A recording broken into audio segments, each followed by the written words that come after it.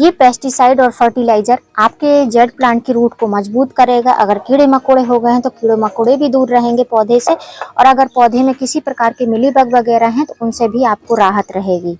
महीने में एक बार आप इस पेस्टिसाइड और रूटिंग हार्मोन का यूज करेंगे तो आपके पौधे बहुत ही ज़्यादा हेल्दी रहेंगे, पौधों में बहुत अच्छी सी ग्रोथ भी होगी और पौधे हेल्दी ग्रोथ करते रहेंगे। पत्तियां पीली नहीं होंगी, पत्तियां एकदम चमकदार रहेंगी तड़कती गर्मी में भी। जेड प्लांट बहुत ही खूबसूरत लीफी प्लांट होता है जो कि समर में बहुत ही सुंदर दिखाई देता है। इसमें बहुत सारे शेप भी बनते हैं, जैसे चाहे वैसे आकार में आप इसको ढाल सकते हैं। लेकिन जेड प्लांट लगाना आसान तो बहुत होता है, लेकिन कई जनों के लिए बहुत ज़्यादा कठिन होता है और इनमें कई सारी बीमारियां भी लग जाती हैं जिनको हम अगर इग्नोर करते हैं, छोटी छोटी सी बातें रहती हैं तो आपके जेड प्लांट जो है डैमेज हो जाते हैं, बहुत जल्दी ख़राब होने लगते हैं। जैसे कि आप देख रहे हैं यहाँ पर मिलीबग का अटैक हो रहा है। तो ऐसा नहीं कि फ्लावरिंग प्लांट में ही मिलीबग लगता है, जेड प्लांट पत्तियों वाले प्लांट में भी जो है गर्मियों के टाइम पर मिलीबग का अटैक होता है। यदि आप इस टाइम पर जेड प्लांट की कटिंग लगाना चाहते हैं तो बहुत आसानी से लगा सकते हैं। कहीं भी अगर इनकी छोटी से छोटी स्टेम को आप फेंक भी देंगे तो इनमें जो है बहुत जल्दी रूट आ जाती हैं। जैसे कि आप देख रहे हैं ये मेरा गुड़हल का पॉली बैग में लगा हुआ कटिंग से रेडी हुआ प्लांट है। इसमें मैंने इसी तरीके से ऐसे ही रख दी थी ये जेड प्लांट की छोटी छोटी सी कटिंग। अब आप देख सकते हैं इनमें रूट भी आ गए हैं। आपको वाइट वाइट सफ़ेद सफ़ेद सी रूट्स थोड़ी थोड़ी विजिबल हो रही होंगी। इस तरीके से दिखाती हैं, देखिए इनमें रूट्स आ गए हैं। तो ऐसे रखे रहने से भी इनमें रूट्स आ जाती हैं छोटी छोटी कटिंग में। तो कुछ में आई हैं, कुछ में नहीं आई हैं। जिनमें मॉइस्चर ज़्यादा मेंटेन होगा थोड़ी सी मिट्टी में दबा दीजिए तो आसानी से रूट आ जाती हैं। वैसे तो मैं हर वीडियो में जेड प्लांट की हर वीडियो में बताती हूँ कि कैसी सॉइल होनी चाहिए जेड प्लांट के लिए।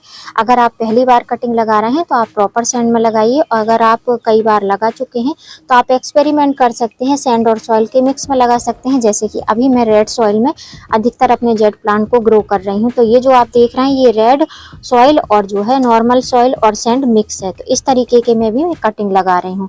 तो कटिंग लगाने के लिए आपको बस खाली मॉइस्चर मेंटेन रखना है, किसी भी मिट्टी में कटिंग लगा सकते हैं। नेक्स्ट बात कि जेड प्लांट की जो है पत्तियां बहुत ज़्यादा ड्राई हो जा रही हैं, पत्तियां पीली होकर झड़ जा रही हैं, तो आप मॉइस्चर मेंटेन करिए। जैसे कि आप देख रहे हैं मेरे मिट्टी में जो है नमी बनी हुई है। अब ये जो पत्तियां पीली हो रही, नीचे की पत्तियां तो नॉर्मल है पीला होना, नीचे की पत्तियां झड़ेंगी तो ऊपर की पत्तियां नहीं आएंगी। इसके बाद में अगर आपने रिपोर्टिंग करी है उसके बाद भी आपकी पूरी पत्तियां झड़ गई हैं तो आप खाली मॉइस्चर मेंटेन रखिए और प्लांट को कोई भी फर्टिलाइजर वगैरह मत दीजिए। थोड़ा सा ऐसी जगह पर रखिए जहां 2-3 घंटे की सनलाइट डायरेक्ट वाली लगती हो, इनडायरेक्ट सनलाइट नहीं, डायरेक्ट सनलाइट वाली प्लेस पर इनको रखिए तो ये बहुत अच्छे से चलते हैं। और यदि जेड प्लांट की स्टेम तो मजबूत है, पत्तियां पूरी झड़ गई हैं तो आपको डरने की बिल्कुल भी जरूरत नहीं है, आपका जेड प्लांट एकदम सुरक्षित है। और अगर आप चाहते हैं तो आज जो मैं बताऊंगी एक रूटिंग हार्मोन भी बताऊंगी आपके साथ में, जो कि रूटिंग हार्मोन का काम भी करेगा। और जो अगर आपके मिलीबग वगैरह लग गए हैं जेड प्लांट में, जैसे कि मैंने दिखाया, अभी मेरे जेड प्लांट में एक ही जगह दिखाई दिया है इसलिए मैंने इस पर वीडियो बनाया है। तो ये रूटिंग हार्मोन का भी काम करेगा और जो है पेस्टिसाइड का भी काम करेगा। तो अगर आप चाहते हैं जेड प्लांट की पत्तियों को चमकदार बनाना और कीड़े मकोड़ों से दूर रखना और स्टेम को मजबूत बनाना, जड़ों को मजबूत बनाना, तो जो पेस्टिसाइड और फर्टिलाइजर मैं दूंगी रूटिंग के लिए और पेस्ट अटैक के लिए वो आप यूज कर सकते हैं। पेस्टिसाइड बनाने के लिए पहले हम नॉर्मल पानी ले लेंगे। ये आधा लीटर का जो है जार है, इसमें मैंने पानी लिया है, नॉर्मल ठंडा पानी है, गर्म पानी नहीं लेना है। सिंपल पानी में हमको जो है ऑर्गेनिक पेस्टिसाइड या रूटिंग हार्मोन मिलाना है जो कि हमारे घर में ही मौजूद रहता है। हम अपने किचन से बहुत सारी चीज़ों का फर्टिलाइजर बनाते हैं अपने पौधों के लिए, स्पेशली जो है समर सीजन में। समर सीजन में जितना ही ऑर्गेनिक पेस्टिसाइड ऑर्गेनिक फर्टिलाइजर का यूज करते हैं हमारे पौधे उतने ही ज़्यादा हेल्दी चलते हैं। फ्रेंड, जो आप मेरे हाथ में ये देख रहे हैं ये चम्मच में भरा हुआ, ये एक पेस्टिसाइड का भी काम करेगा और आपके पौधों में रूटिंग हार्मोन का भी काम करेगा। अगर आप इसकी थोड़ी सी मात्रा 1 लीटर पानी में डालकर अपने पौधों में स्प्रे कर देते हैं या रूट जोन में डाल देते हैं तो पौधे की जड़ों में कीड़े मकोड़े नहीं होंगे, मिट्टी में चींटियां वगैरह नहीं होंगी, पौधे की जड़ जो है बहुत अच्छी मजबूत होंगी। एक ऑर्गेनिक रूटिंग हार्मोन का काम करेगा। और अगर पौधे में आपके मिलीबग वगैरह हो गए हैं तो उनसे भी राहत रहेगी अगर इसको पत्तियों पर आप स्प्रे कर देंगे। इवन आप जो है इसको जेड प्लांट पर नहीं, किसी भी फ्लावरिंग प्लांट की लीफ पर इस जो है स्प्रे करते हैं, जैसे कि कीड़े मकोड़े हो जाते हैं, मिलीबग, एफिड जो है ब्लैक एफिड, वाइट एफिड या जो है माइट्स वगैरह, तो इस पर जो है आपका ये फर्टिलाइजर काम करेगा। तो ये हमारे किचन से निकला हुआ ही एक चीज़ है। तो ये है मिर्ची और लहसुन। तो इसमें मैंने 1 चम्मच बनाकर रखा है जो आपको मैं दिखा रही हूँ। तो इसमें 2 लहसुन की कलियां हैं और 2 मिर्ची हैं। तो मिर्ची मैंने हरी वाली ली है, तीखी वाली मिर्ची लेना है आपको, नॉर्मल मिर्ची नहीं लेना है जिसमें कोई भी तीखापन नहीं रहता। तो जो तीखी वाली मिर्ची रहती है उसका आपको यूज करना है। अगर आप 1 लीटर पानी का फर्टिलाइजर या पेस्टिसाइड बना रहे हैं तो आप लगभग 1 चम्मच के करीब यूज करिए। और मेरा जो ये है ये आधा लीटर है, मतलब कि 500 ग्राम है, तो इसमें मैं आधा इसको डालूंगी।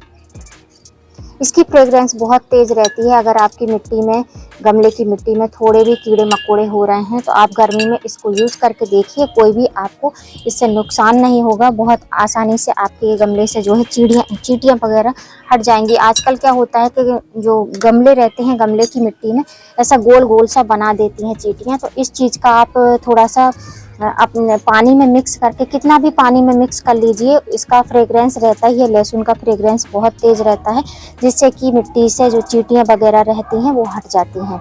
तो ये आज हम पेस्टिसाइड के रूप में इसको यूज़ कर रहे हैं, क्योंकि मेरे जेड प्लांट में मिलीबग का अटैक होने लगा है इसलिए।